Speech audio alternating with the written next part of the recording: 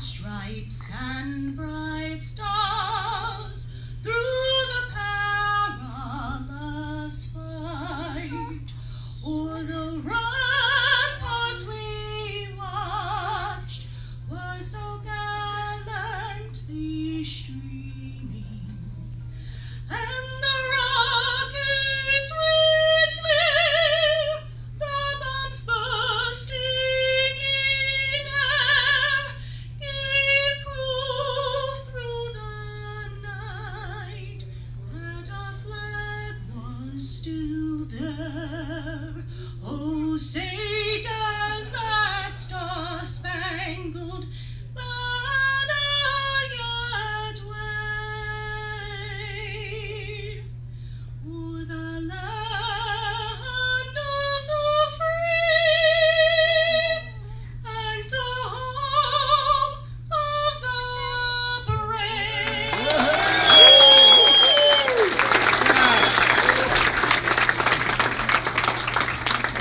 And just a little timeline, folks. We do have some speeches that we're going to roll into right now, and then after that, we do have food in the back that's complimentary. So you folks are welcome to help yourself to the buffet. There's a cash bar in the back of the room as well as in Riley's Pub. So let's have a lot of fun and have a great night. And here is Mr. Ron Jaworski.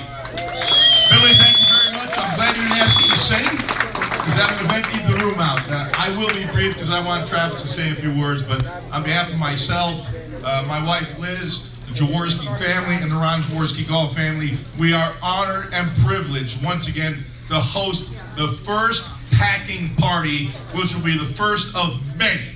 We will continue this tradition because we have such great love and admiration for the troops overseas that have fought to defend this great country and the freedoms that we have. So we are indebted to those soldiers overseas and around the world that allow us to sit in Riley's Pub and have a beer and hang with our family and friends and enjoy the great country that we have. So we are committed to continuing this.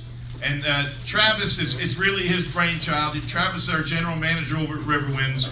And I should add, of all the Jaworski golf properties, this is the one that is absolutely the most patriotic. We've got an incredible group of members here that absolutely, I don't know where Joe Cooper is, but this guy has been with us since like day one with the Marines and all the stuff that we do with Toys for Tots. Joe, we love you, man. This is a guy that really is the inspiration for many of the wonderful things that Joe's great leadership. And Joe, we love you, man. You are one super dude. Work on your golf game, we'll love you a little more. Then we have fun too. But thank you everyone for coming out. This is so meaningful, everyone involved and for the club. And I know how much the troops overseas really enjoy not only what you give them, but the thoughts and the prayers that you have for them. It means an awful lot, and you know we deal with the military an awful lot in all our business and with our family. And hey, just to let them know that you love them, you're thinking about them, you care about our men and women overseas. It's so important. At this time, I'll turn it over to Travis. Travis has really been the guy that has inspired us to get involved with Fore The Troops. So, Travis, you get the mic, my friend.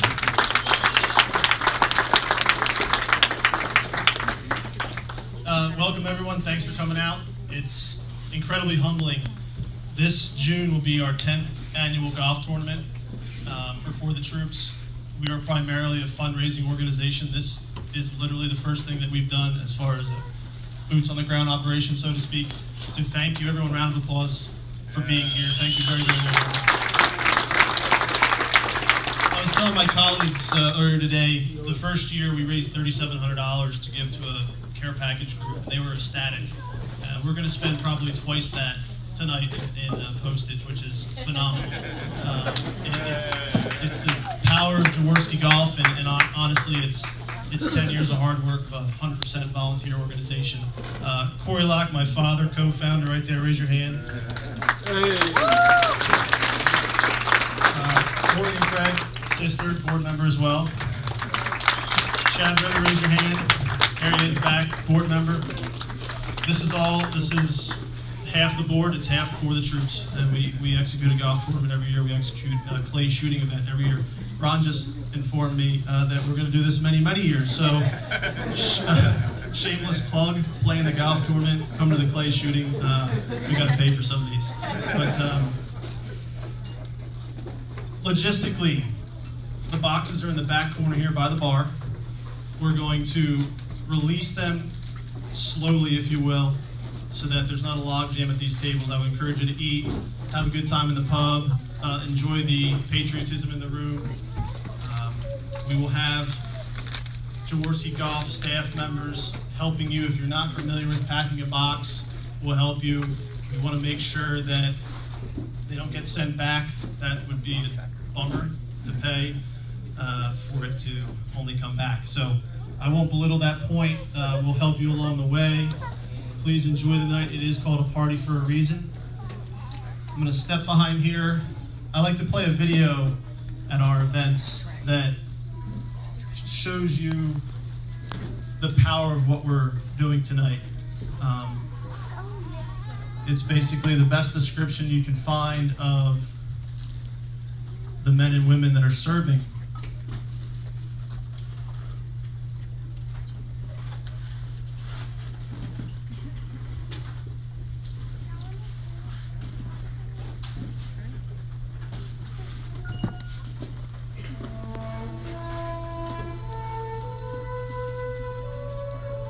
Average age of the young Americans serving in uniform today is 20 and a half years of age, making him about 10 months older than his grandfather who would have served in my war. He's a high school graduate. He's a volunteer. He is brighter, better educated, better trained, led, and equipped than any soldier, sailor, airman, guardsman, or Marine of any country in history.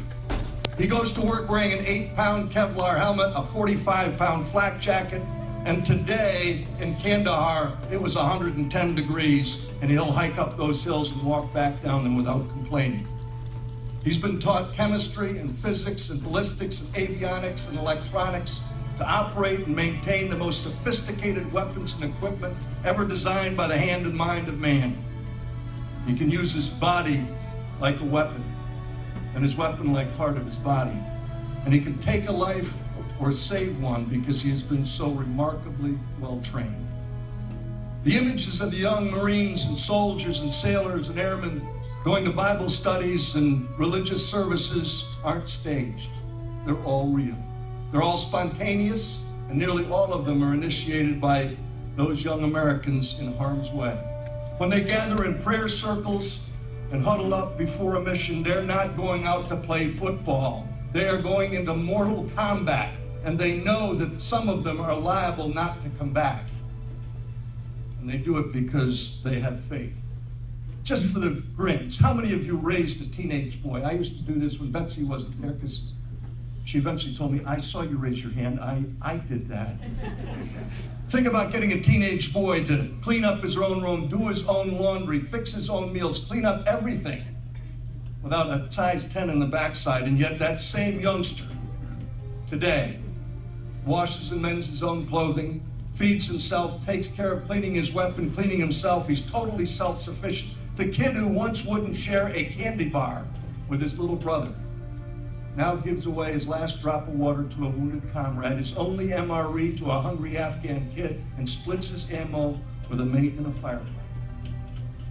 I always save this one for last when I'm explaining it to young people about who they are, because so few of them know the truth of these youngsters. This is a frame taken from my footage on the 6th of April, 2003. Baghdad is the smoke pall you see in the background. The Marine unit I'm with embedded is the van, the lead element of the attack on the Eastern Corridor.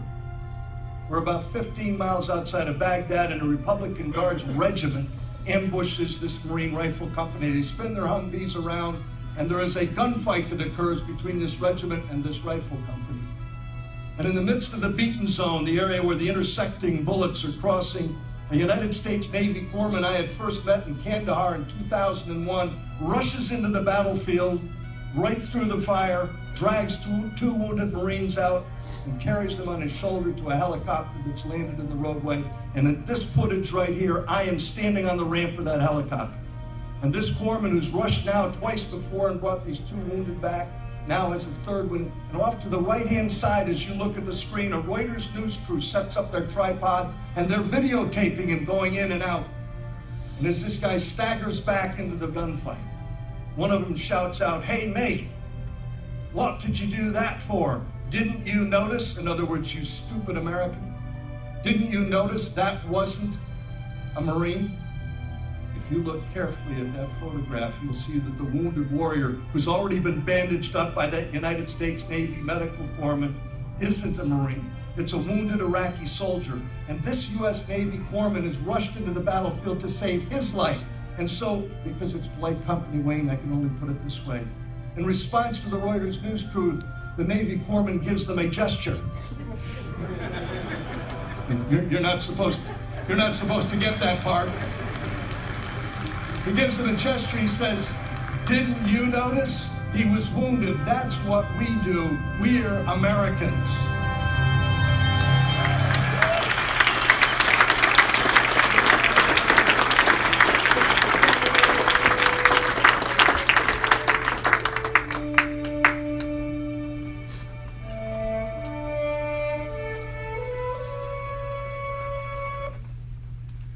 Sergeant Krawcheck, you here yet?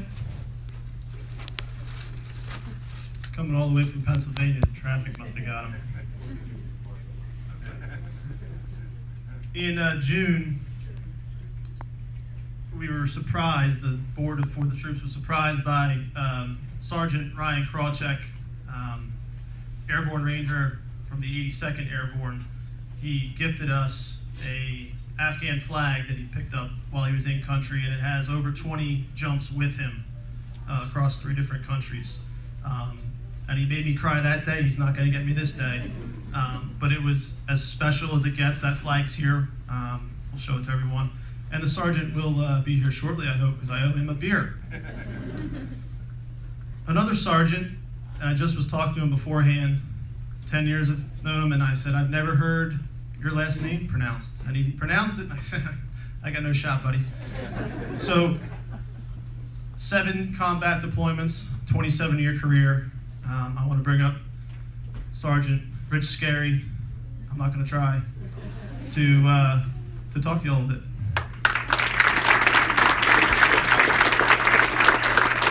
Thank you, Mr. Jaworski. Thank you, Travis. Thank you, Corey. But mostly, thank you all of you for coming out here. In the military, you mind if everybody hear me if I don't use this? Yeah. All right, thank you. I'm not very good with those things. In the military, we have a thing called force multipliers. All right, and basically, what a force multiplier is, it's a group or a piece of equipment that makes a unit stronger, able to do more than what they can do normally. All right, you guys are all force multipliers.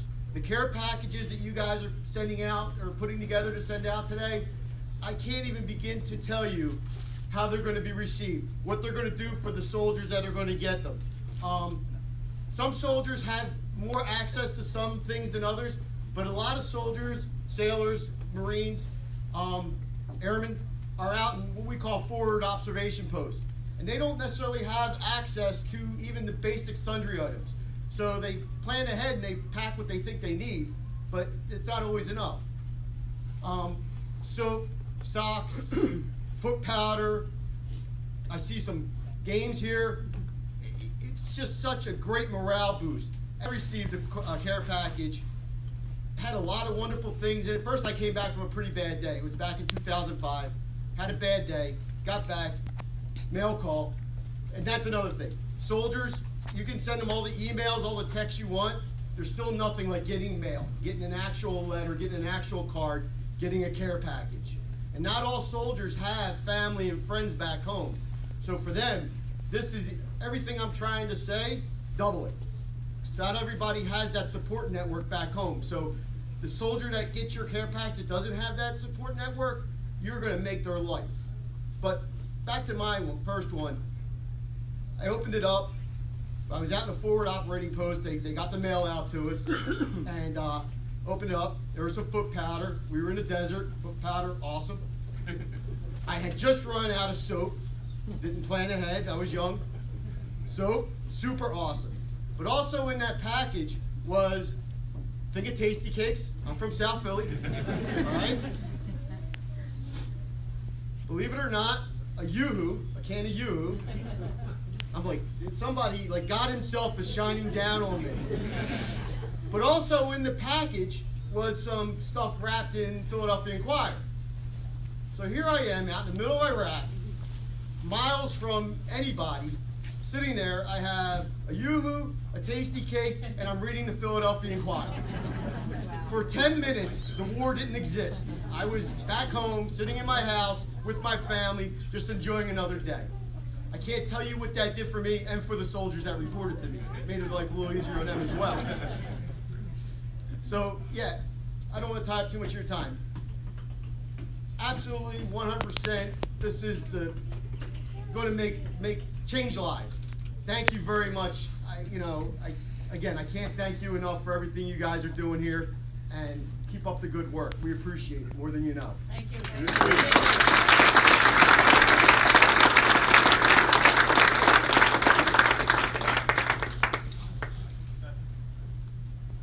Sergeant Krawcheck, everyone.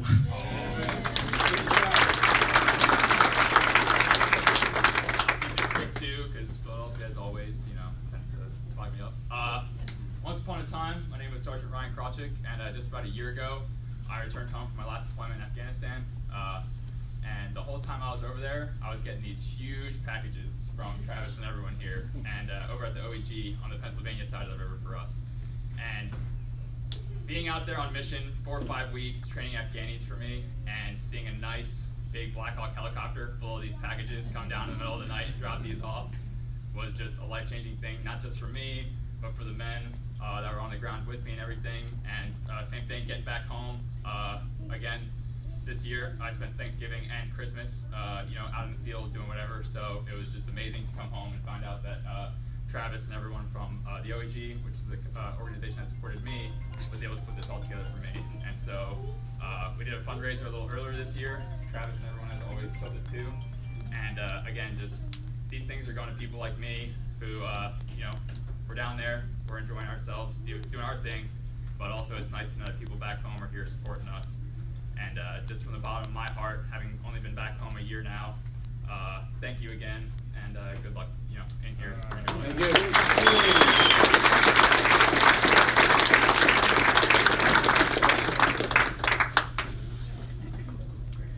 All right, this is a party, people, so we're gonna have fun tonight, okay? Again, the boxes are gonna start the back corner. Don't everybody rush at once. Go drink a beer, eat some food.